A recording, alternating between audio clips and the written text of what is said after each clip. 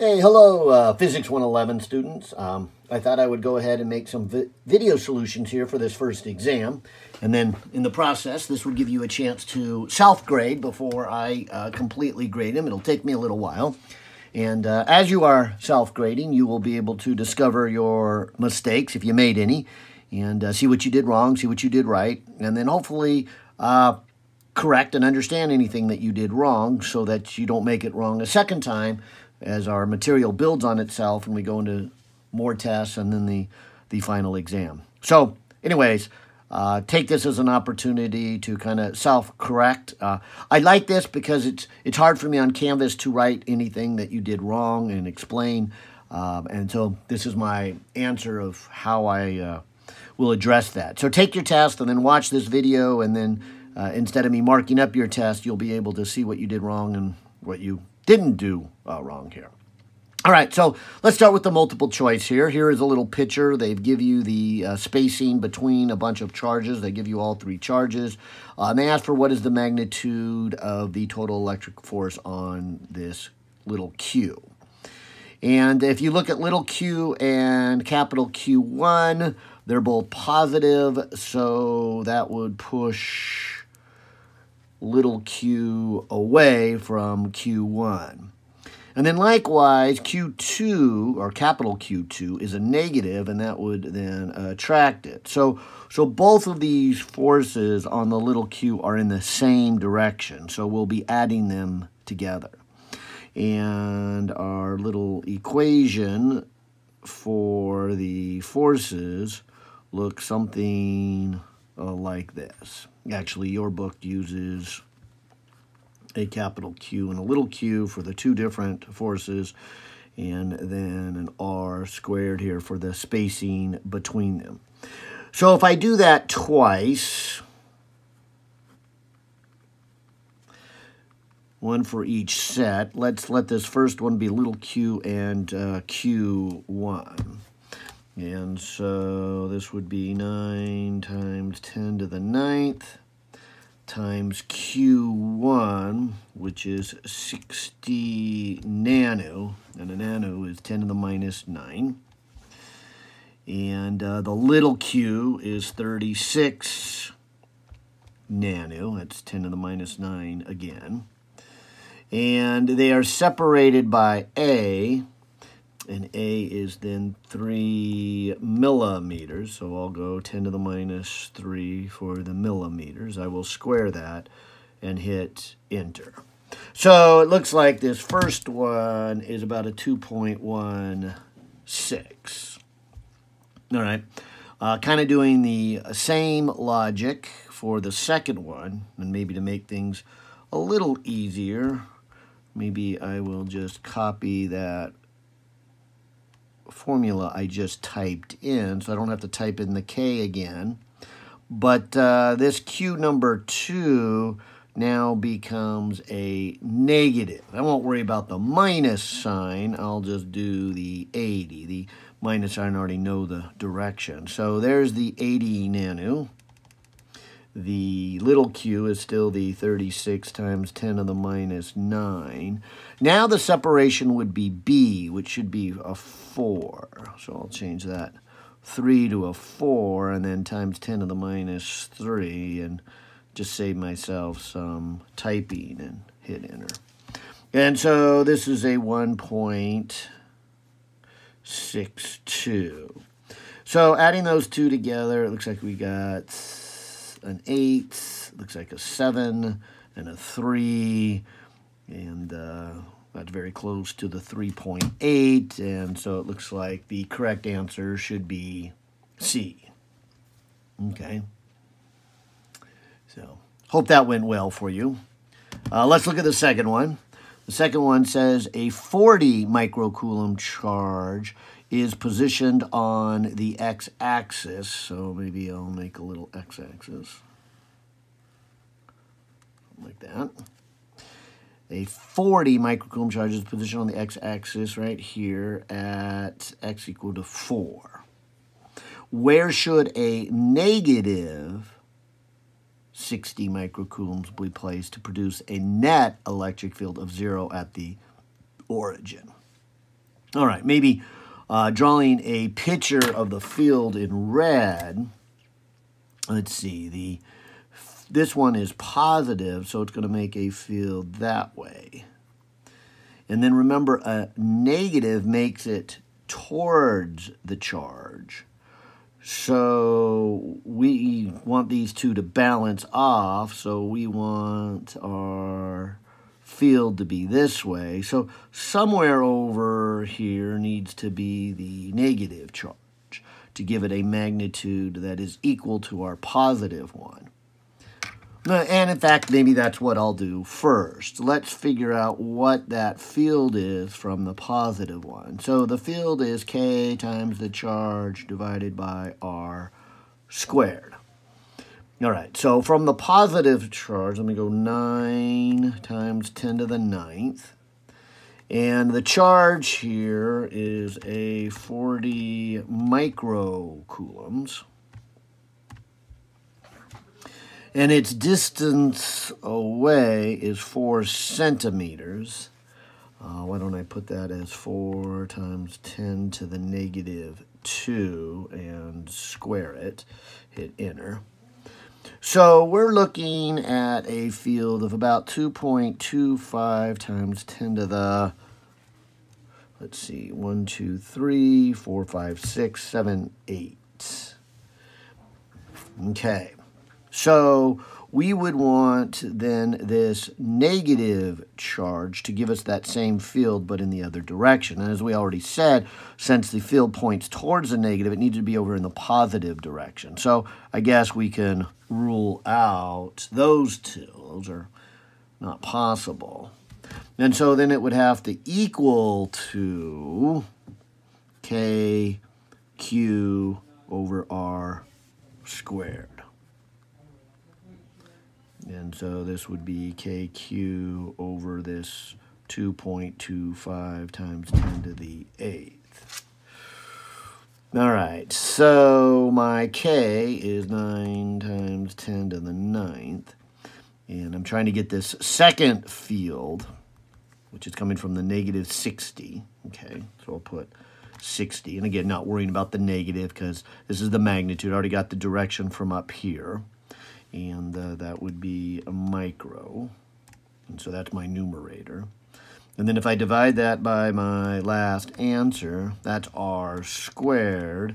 And then if I take the square roots of that, I get a distance of about 0.049.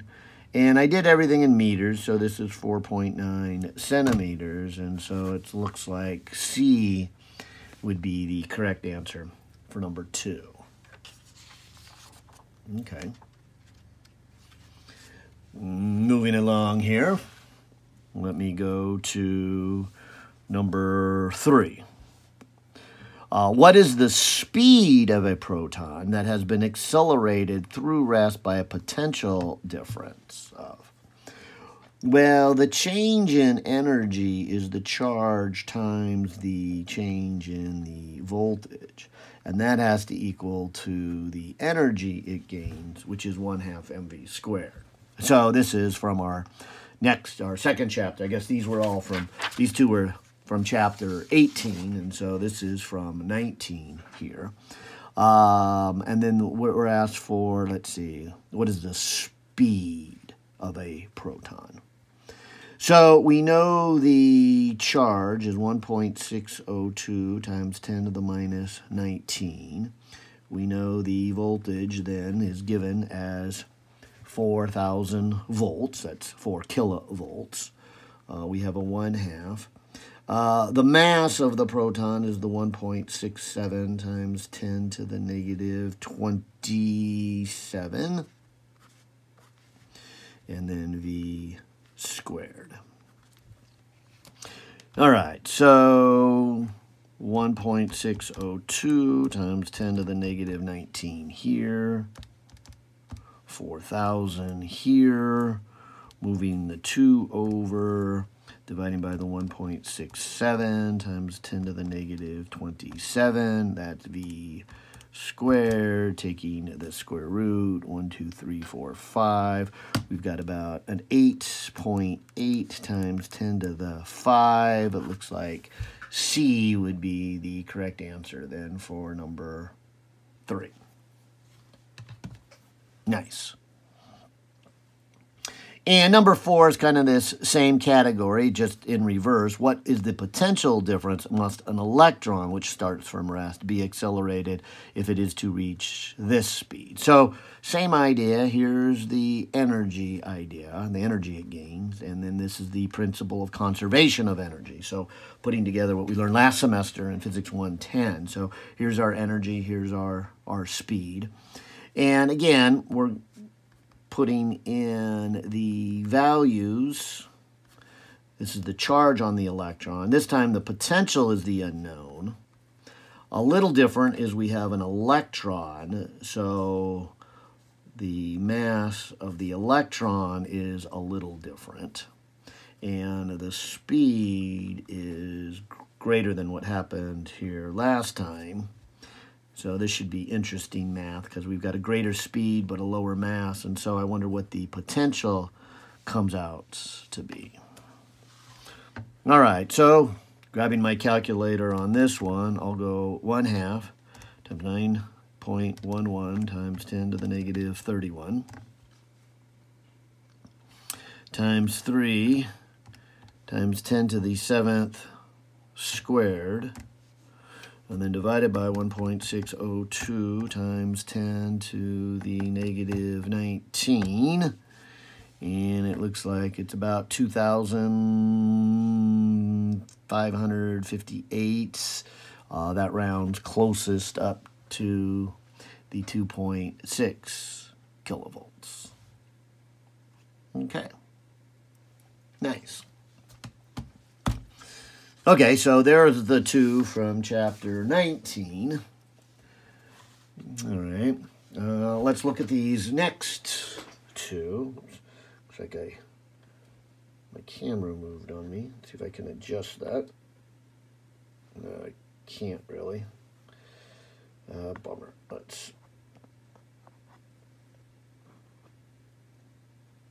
There we go. That might be a little bit better. Okay, so let's see. This would be 18, 19. So this must be from chapter 20. And so we start to get into our electrical charges. Here it says an electrical heater is constructed by applying a potential difference of 110 volts, okay, across the wire with a resistance of 5 ohms. What is the power rating? So we have these 3 equations for our power rating. And it looks like they gave us voltage and resistance. So this would probably be the most appropriate one. And so it would be V squared. So that's 110 squared and divided by a resistance of 5. And so it would be 2,000, so kilo. And so 2,420, looks like the answer B is the best option there. Nice. And then the other one from this chapter, 20, would be a rod, and it gives us its length, and it looks like it's in a shape of a square, so I guess it'd be some kind of rod going back. It's made of a material which has this resistivity. If a potential difference of a half a volt is placed across the end, what is the rate of heating? Well, again, rate of heating, I'm kind of back with this one up here. And in order to do that, I need to know, say, voltage and resistance again, or current. Probably best just to remember that resistance is resistivity times length over cross-sectional area.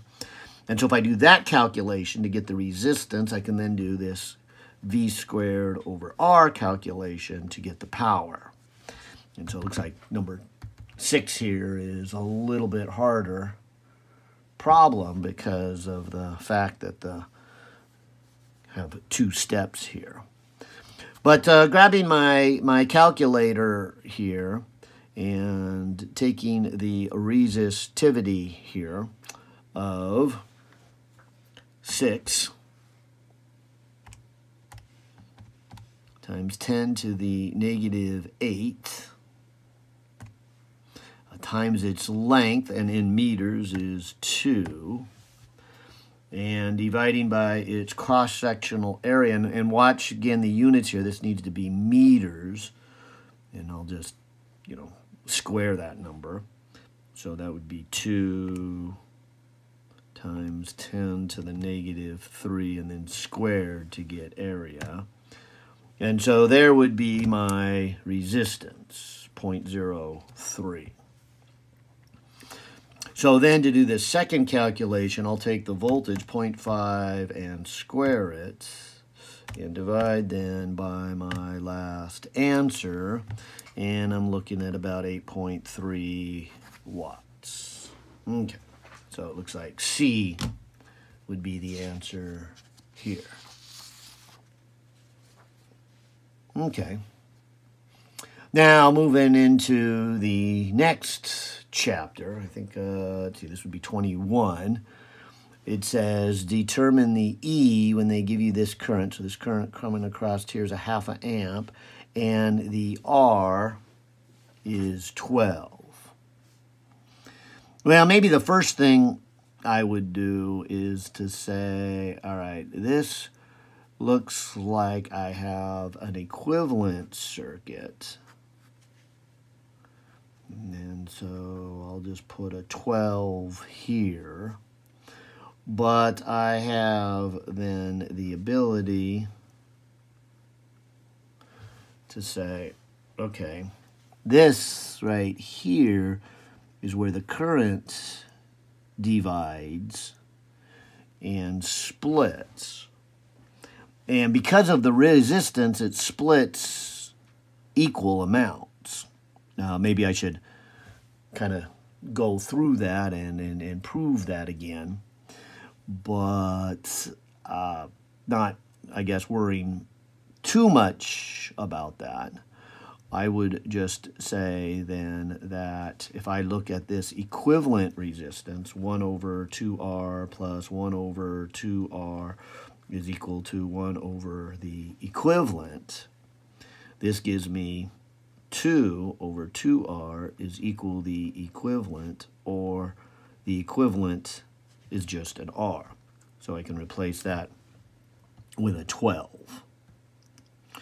And so these are acting as in parallel, and now these are acting in series. And so if I put those together, I guess I would have a 24 equivalent, because you add to get the equivalent when they're in series. So this problem's a little involved here, because we've got a parallel and then we've got a series on that. And of course, what we could do then is, once we get it down to here, is we just have the Ohm's law, V equals 2IR. And I guess it's script E in this description, so I'll go script E. Okay. And so then I've got current times resistance. And we're trying to find that script E. And the currents I haven't really done yet, although I kind of did, I mentioned it, but at least I've gone this far. And so I've got the 24 here. Okay. The current is the part we need to spend a little more time. I said it split equally, and so if this is a half and this is a half, coming out through the battery must be 1 amp. And I guess I need to take a moment to kind of prove that. But remember, we said that these were in parallel. That's how we did this calculation for the equivalents. And so they would have the same voltage on them. And so the current going through this branch, which we know to be I equaling 1/2, that's given in the problem. And so we have 1/2 times a 2R. That's the Ohm's law, voltage equals 2IR. So that's the voltage through this branch, and that's got to be the same as this branch. So if I write this as I unknown, also times 2R, the 2R's cancel, and that's why I'm sure the author made this kind of a simpler problem and gave it the 2R, noting that it's this step right here that you can kind of do, and I did mentally in my head, saying, hey, those are going to be the same resistance, and then in order to get the same voltage, so if they have the same resistance and they're going to have the same voltage because they're in parallel, they have to have the same current. And so that's a big key to this problem, is to realize that they would have the same current. So the one going down this branch is also half an amp. So we've got a half an amp each way, which means when it came out of the battery, it must have been 1 full amp. And so that answers my question down here in this equivalent circuit. What's coming out of the battery is 1 amp. And so it'd be 1 times 24, which is just 24. And so the answer would be a B.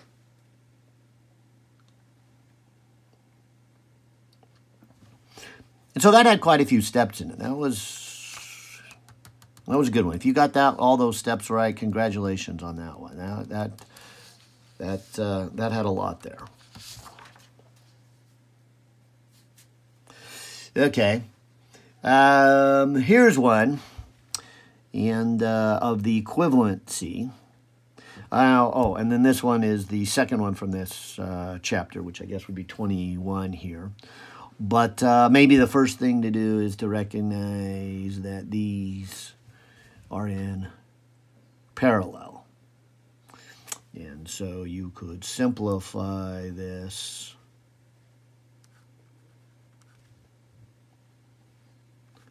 by replacing it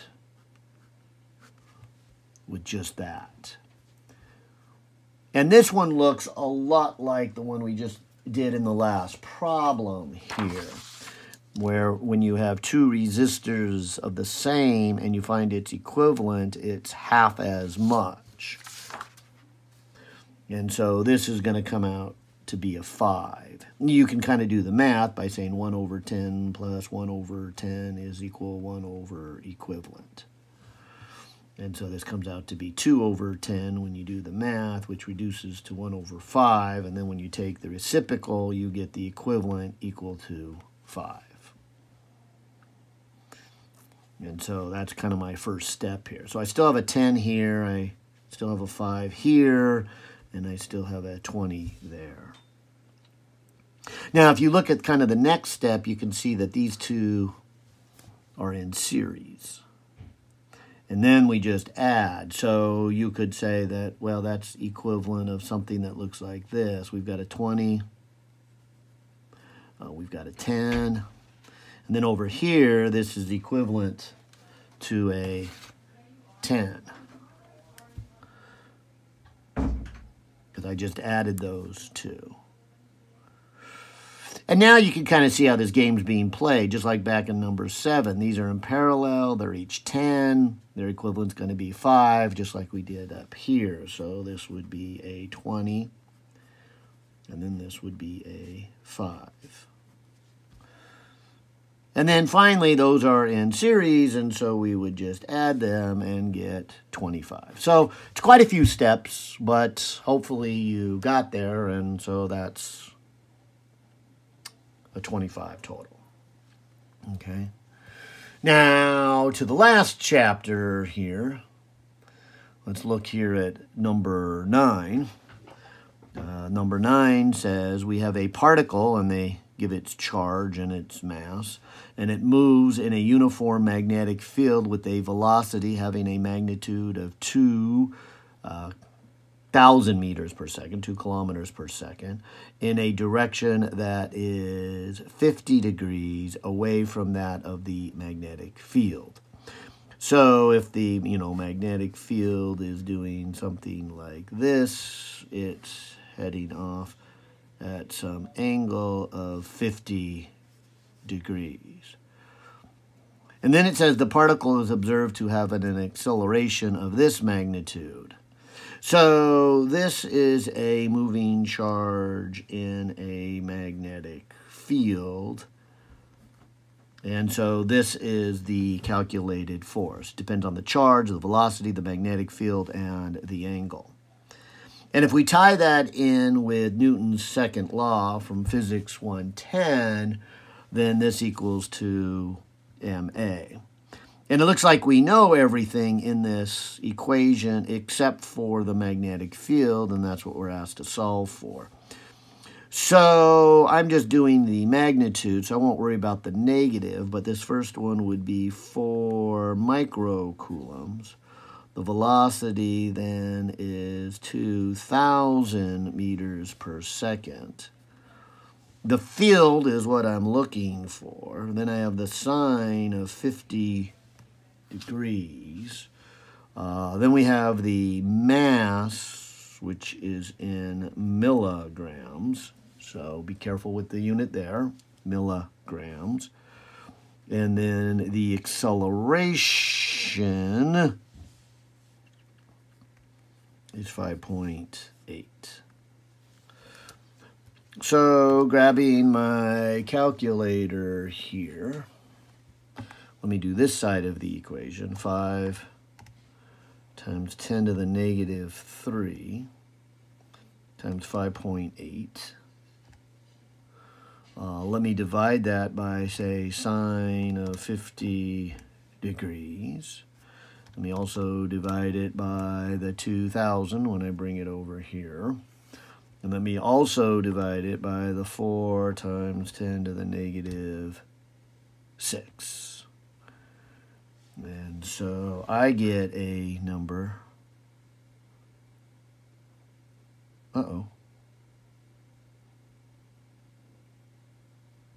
Of 4.7. But I got 4.7. Oh, the units are wrong here. My bad. I need to fix those. But those should be in Tesla. So the answer should be D, or Tesla. All right. And then finally, for the multiple choice, this last one, and maybe, let's see, how am I doing on pace-wise? Pace-wise, you guys should probably do about 4 minutes on each of these. So are we under 40 minutes? Okay, good. And let's go ahead and look at these two. But it says here, determine the initial direction of deflection of the charged particle as they enter the magnetic field. And that was this famous right-hand rule where we said, okay, put your thumb in the direction of the velocity, put your fingers in the direction of the field, and the palm will give you the direction for positive, and the back of your palm will give you the direction for the negatives. So it's a nice little trick. Let's see if I can kind of adjust my hand. I guess my hand would be going like down into the screen here because I'd want my thumb here to be the direction of this positive one, and my fingers are going down into the screen. That's what the X's mean. And so my palm is going up. And so I guess we can rule out the first two. This one says up. Okay. Now, if we do the same kind of logic here, we can put our thumb in the direction of the movements and my fingers going up the field. And since this is a negative one, it would be coming in the direction of the backside of my palm. And so it's coming, you know, out of the screen. And so D would be the answer to that one. All right, well, there's the multiple choice ones. Hopefully those were educational. They were a bit challenging, and we'll consider all that when the grading comes into play, and I hope you did well.